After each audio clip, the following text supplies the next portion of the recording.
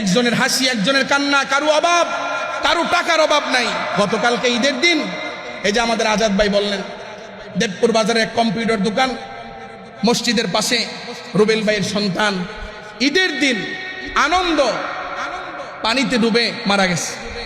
বলেন, পানিতে ডুবে মারা গেছে, বড় সন্তান পানিতে ডুবে মারা গেছে।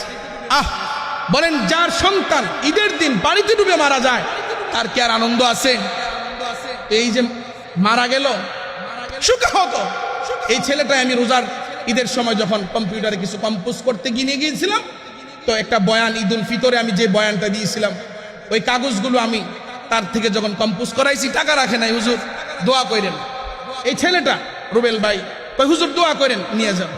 তো গতকালকে শুনে অনেক কষ্ট লাগলো, তার ছেলে পানিতে পড়ে মারা গেছে। এটাই হলো জীবন। কেউ অসুস্থ হবে, কেউ হাসপাতালে চলে যাবে, কারো এই মুহূর্তে ইন্তেকাল হয়ে যাবে।